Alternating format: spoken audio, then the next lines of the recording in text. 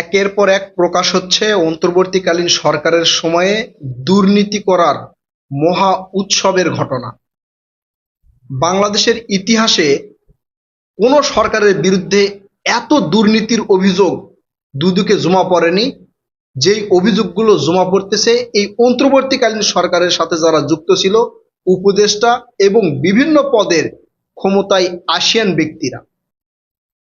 শেখ হাসিনা যে পালিয়ে গেছে, প্রায় 17 বছর তিনি ক্ষমতায় ছিলেন একটানা। এই 17 বছরেও এত দুর্নীতির অভিযোগ এই দুদকে জমা পড়েনি যতটা এই 17 মাসে অন্তর্বর্তীকালীন সরকারের উপদেষ্টা এবং উপদেষ্টা পরিষদের সাথে সম্পৃক্ত ব্যক্তিদের বিষয়ে অভিযোগ জমা পড়েছে দুদকে। আসলে 5 আগস্টের পর থেকেই বিশেষ কিছু চিত্র আমাদের সামনে এসেছে। কে কোন দেশের নাগরিক তার কোনো যাচাই বাছাই নেই। আইসা হচ্ছেন উপদেষ্টা, আবার উপদেষ্টার বিশেষ সহকারী, কেউ এসে আবার বিশেষ ক্ষমতার চেয়ারে বসতেছে। কে কোথায় কোন দিক দিয়ে এসে উপদেষ্টা পরিষদে বসছে এটার কোনো ইয়ত্তা নাই। আমরা কখনো যাদের নামও শুনি নাই, যাদেরকে চোখেও দেখি নাই, রাজনৈতিক মাঠে দেখি নাই, কোনো সুশীল সমাজের মধ্যে দেখি নাই, কোনো টক শোতেও দেখি নাই, তারা এসে উপদেষ্টা পরিষদে বসলেন উপদেষ্টা হিসাবে, আবার কেউ এসে বসলেন প্রধান উপদেষ্টার বিশেষ সহকারী হিসাবে।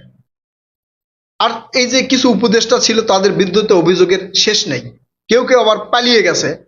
এই উপদেষ্টারা যখন ক্ষমতায় বসেছে বা ক্ষমতা গ্রহণ করেছে, তখন একটা দাবি উঠেছিল যে আপনারা আপনাদের সম্পদের হিসাব দেন। 17 মাস পার হয়ে গেছে, তখন তারা সম্পদের হিসাব দেয় নাই। যাওয়ার সময় গোজামিল দিয়ে একটা হিসাব দেখাই দিছে যে আমার আগে এত ছিল, এখন এত হয়েছে। এই ক্ষমতায় যখন তারা ছিল তখনও কিন্তু আমরা এই বিষয় নিয়ে ভিডিও করেছি যে এরা ক্ষমতা থেকে যাওয়ার সাথে সাথে এদের বিরুদ্ধে হাজার হাজার অভিযোগ জমা করবে দুদকে, এদের বিরুদ্ধে ব্যবস্থা নেওয়া হবে। ঠিক সেটাই শুরু হয়েছে। এমনকি প্রধান উপদেষ্টার বিরুদ্ধেও অভিযোগ জমা পড়েছে দুদকে। দুদক অবশ্যই এই বিষয়ে চমৎকার একটা কথা বলছে, সেটাও আপনাদেরকে বলবো। এদের মধ্যে প্রথমে উপদেষ্টাদের কথা বলি, তারপরে কে পালিয়ে গেছে সেটা বলবো। এই উপদেষ্টাদের মধ্যে দুর্নীতির অভিযোগে প্রথমে স্থান দখল করেছে ছাত্র উপদেষ্টা আসিফ মাহমুদ সজীব ভুইয়া, স্থানীয় সরকার মন্ত্রণালয়ের দায়িত্বে যিনি ছিলেন। তার বিরুদ্ধে তো তখন থেকে অভিযোগের শেষ নেই। কখনো তার বাবা ঠিকাদারি লাইসেন্স পায়, কখনো আবার সে প্রশাসক নিয়োগ দেয়। স্থানীয় সরকারের অধীনে যতগুলো সেক্টর ছিল সব জায়গায় তার একক আধিপত্য ছিল, আমরা দেখেছি। সে যা বলেছে তাই। সে বলেছে যে এই প্রশাসক অমুক হবে, অমুকই হয়েছে, চিঠিও দিয়েছে। তার এপিএস শত শত কোটি টাকার মালিক হয়েছে। তার অবশ্য বিদেশ যাওয়ার নিষেধাজ্ঞা দেওয়া হয়েছে, আবার গোপনে পালায়া পুলাইয়া গেল নাকি সেটা এখন পর্যন্ত খবর পাওয়া যাচ্ছে না, কোথায় আছে সে খবর পাওয়া যাচ্ছে না। আবার কোন দরবেশ বাবা সচিবালয়ে যে সুপারিশের জন্য বরখাস্ত হয়েছে। এগুলো অনেক ঘটনা কিন্তু সে সময় ঘটেছে। এরপরে এই যে আরেকজন আছেন আমাদের নাহিদ ইসলাম এমপি হয়ে সম্ভবত বাঁচে গেছেন আর কি, তবে বাঁচবে কিনা সেটার ক্লিয়ারেন্স এখন পর্যন্ত দুদক দেয় নাই। আরেকজন আছেন মাহফুজ আলম, তিনি এক এক সময় এক এক রকম কথা বলেন, তার বিরুদ্ধেও শত শত অভিযোগ জমা পড়তেছে।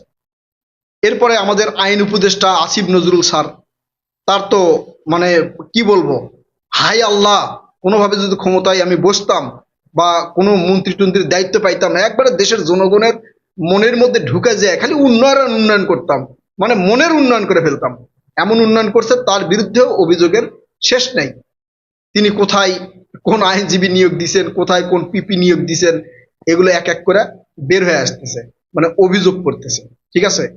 আবার আমাদের প্রধান উপদেষ্টা doctor Mohammad Yunus sir, Nobel বিজয়ী সম্মানিত ব্যক্তি, সেই স্যার আবার এই যে গ্রামীণ ব্যাংকের অধীনে কি যেন একটা ট্রাস্ট খুলছে।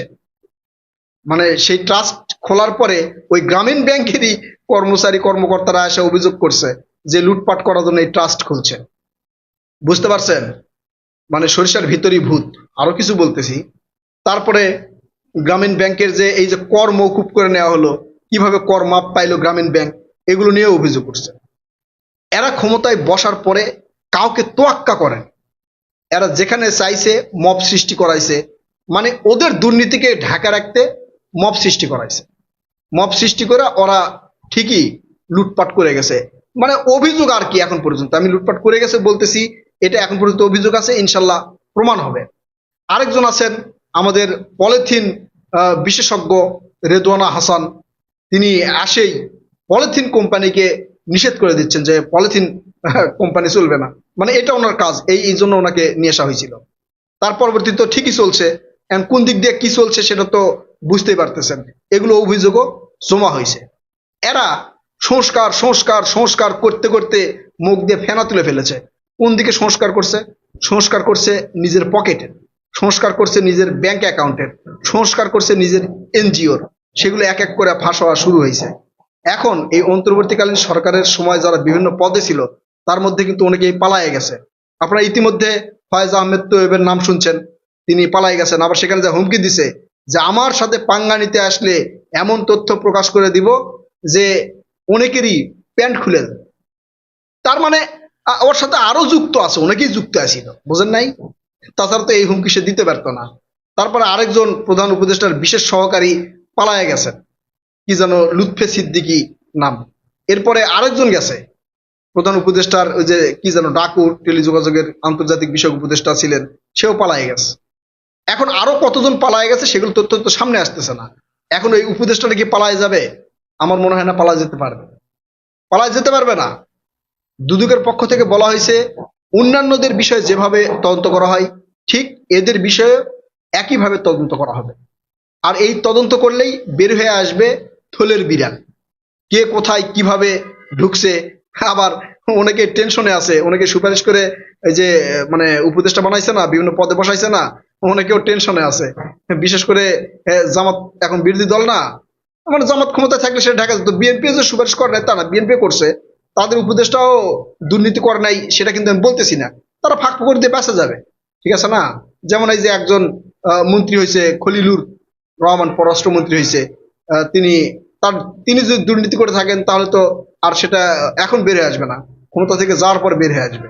তবে দুর্নীতির অভিযোগে যদি কোনোভাবে ফাঁক ফোকর দিয়ে তার বিষয়গুলো বের হয়ে আসে তাহলে আমার মনে হয় না যে বিএনপি তাকে ওই মন্ত্রীর দায়িত্বে রাখবে, আমার মনে হয় না। তারপর পরবর্তীতে দেখা যাবে।